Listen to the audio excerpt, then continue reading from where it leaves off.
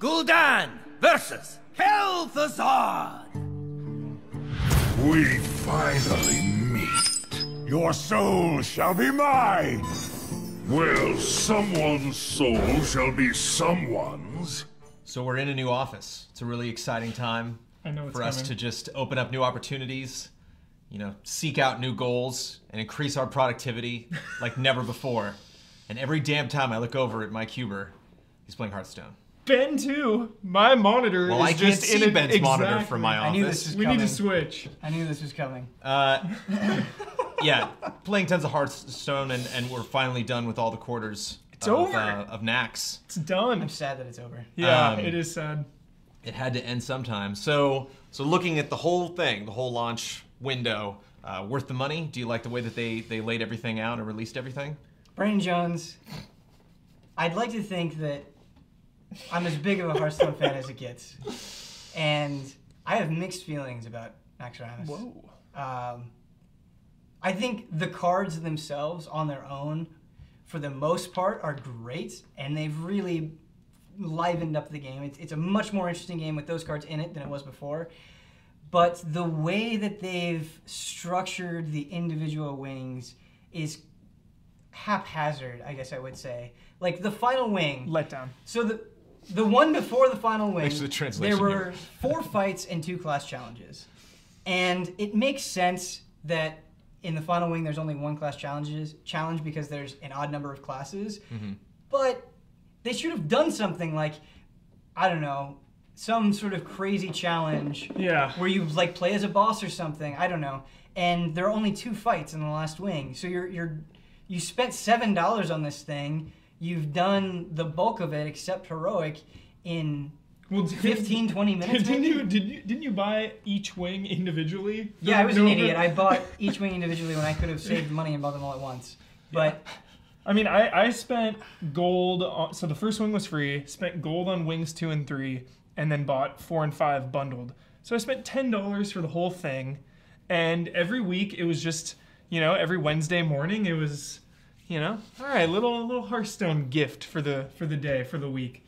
So I'm really excited with it all. The ending was kind of anticlimactic, but the final boss did probably the coolest thing in the entire expansion. He ends your turn for you. Right. So when you're fighting him, he'll just like shoot electricity to the once end turn. He'll be like, all his armor, yeah. He'll be like, oh, your turn's over, my turn. The Paladin class challenge, and I want to talk about class challenges as a whole, though. There were 2 that I thought were great. Yeah. So fun. Mm-hmm. The Hunter. And for somebody who hasn't jumped in yet, so you're given a set deck. Yes, I'm sorry. So it's like okay, be mage. You have to do these cards against this enemy. Right, Go. and if you beat the challenge, you get a class-specific card. So if you clear the Druid challenge, you get a Druid card, and so on. The 2 class challenges that were excellent were the Hunter class challenge and the Mage class challenge. I haven't done Hunter yet, so I'm happy to hear that. So fun. You only get web spinners. Yeah. Right. And pretty much. So you get a couple of you do get a couple other cards, but it's the vast majority of your deck is web spinners, and when they die, you summon a random beast, and so it's just kind of this fun and playful way that you would never normally play Hearthstone. It doesn't make any sense. And it's tuned in such a way that you can very easily win. So it's something that you can just enjoy. They took advantage of this unique opportunity, and they made it awesome. And with the mages, you just get tons and tons and tons of secrets. And you can do all of these really cool combinations with them. All of the other class challenges didn't impress me in quite the same way. Stand out. The warrior tried to do stuff with Enrage, which was kind of okay, but a lot of times it didn't work. The Paladin class challenge is so frustrating because it feels like it's completely random whether or not you win. Mm-hmm. I did it 4 times, and the first 3 times it was like, I was just not given the cards to do this. Mm-hmm. Whereas... But I mean, that's kind of Hearthstone. Yeah. In general, you know, sometimes you just get a bad draw. But what's the difference between the Paladin class challenge and you just getting a bad draw? At least you have control over your own deck. At least you are making your own odds, you know? Mm-hmm. Whereas in this, not getting the cards and having it feel largely luck-based and not really a cool gimmick behind it, it was disappointing. Yeah. It felt unfair. So you're being more critical than I've ever heard you be of about Hearthstone. Sure. Do you think you're being critical because you care so much and because you're kind of curious to see them test the format? Because this was very unusual compared to how games normally add stuff. Like one thing I didn't like about Duel of the Planeswalkers is that they would release a new version every year, and it was like, okay, stop playing the old version, just play this now. So I do like all of this content being added. You know, I like that when the HUD changed, and now it's like, oh, solo adventures, what's this? And so you can kind of see how that menu will build out when they keep adding these things onto it.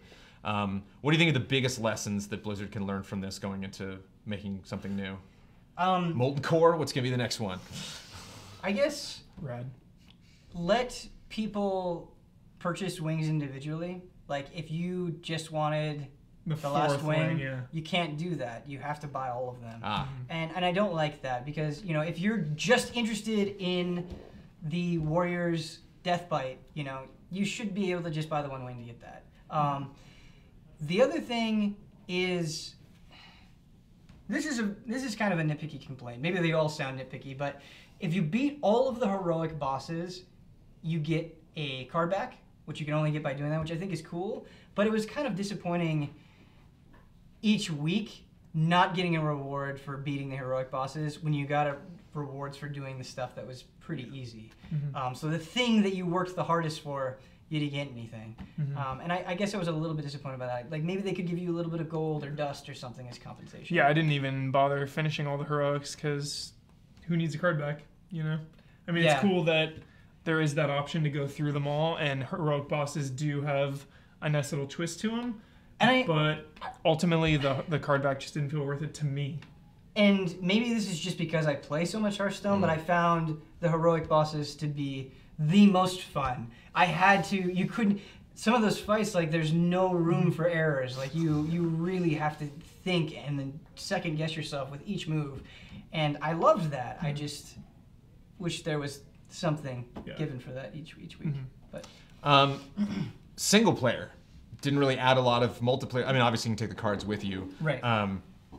Would you be interested in seeing possibly like a co-op match against something like one or more players takes on a Nixia or something like that? All I want is co-op Hearthstone. That'd be so good. I'm really glad that you brought that up because kind of like I was saying with the Hunter class challenge and the Mage class challenge is like the crazier they got with it, the more fun I was having. So if they could do something cool with that, it'd be great, you know. And if it's a single player adventure, we wouldn't have to worry about balance or anything like that. 2-on-2s would be so fun. Just even in multiplayer, just 2-on-2, like StarCraft.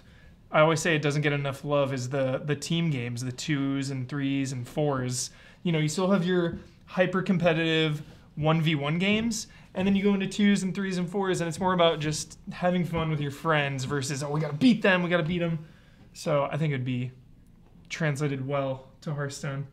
Now I need to get into the specifics of the cards and the abilities and all of the different bosses. Again, I've only made it through half of this content so far. Sure. But I have to say, and something that, you know, if you're going to get down to brass tacks, you don't bring up a lot, but funny. Yeah. Very well written. Extremely humorous. Point. Yeah. Constantly poking jokes, not only at the World of Warcraft, the game, but the world of Azeroth, these characters, how all of this is set up.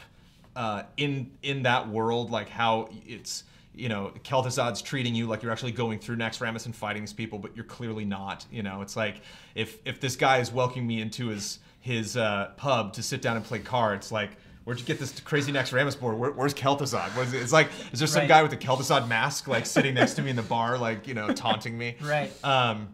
I just thought it was really funny, this kind of the perfect attitude to take, I think, with all the stuff that they're adding onto it. Yeah, you really care because you want these better cards and you want to be competitive, so you're into it that way. Definitely. But just the way that they handled the lore, I thought was really funny. And I think works well for someone like my wife who understands Warcraft, is kind of vaguely familiar with these characters and classes, but just loves card games. And someone like me who's like, I've run Naxxramas several times, so like, you know, when that new wing opens up, I'm waiting to see what order they put them in and what. Yeah. And it's great how many legendaries they give you for doing all this. Yeah. Because if you're not into spending money in Hearthstone, I think I've spent a total of $15. I wouldn't have any legendaries. So now that I've run through all of Nax, I have 5 or 6 of them, I think, total you get. Yeah. So now I feel that I can take on anyone because I have a couple legendaries in my deck. So it just and you now have every card in Hearthstone, correct, Ben? I now have every card in Hearthstone, so my new goal is to get every golden card. But that's not as realistic of a goal. No, I'm not going to spend any money to make that happen. I'm just going to keep doing Arena, and if I happen to get a gold card. You got to get all the gold heroes. I won't have you on to talk about Hearthstone again until you make that happen. Yeah. That'll be the determining. Now that Nax is over, I'm super glad that you brought up the humor stuff because it was very well done, but the pricing was also great, I thought. Giving you the first wing for free was awesome. It was great, but if you really look it down to it, they still nickel and dime you. I thought I was going to be able to get this entire thing with gold. I had been saving up in anticipation. So I had 1,400 or so gold, and I was doing my dailies on a consistent basis. Got the 2 wings. 4th wing came around, I didn't have enough, and then it came out, and I realized, wow, to get this wing and the next wing, I'm gonna have to not buy it right away. I'm gonna have to disagree with you on that language. I don't think they were nickeling and diming you. You just couldn't get it day 1. If you would have been patient and did like a week or 2 more of quests, it would have taken a while. To get 700 gold from just quests would take weeks. Yeah, more than 1 week for sure. You can't. So it's just crazy because if you do all that work to even get 4 wings for free or for with in-game gold, and you're like, oh, I'll just buy 1. They still get $7 out of you. So they get $7 from every single person. You get 4/5 of that content without spending any real money. I don't know. Still got $7. Okay, so you need to get better at making gold. You need to get all the gold cards, and then we'll be back and we'll talk about Hearthstone again. Okay? Thanks.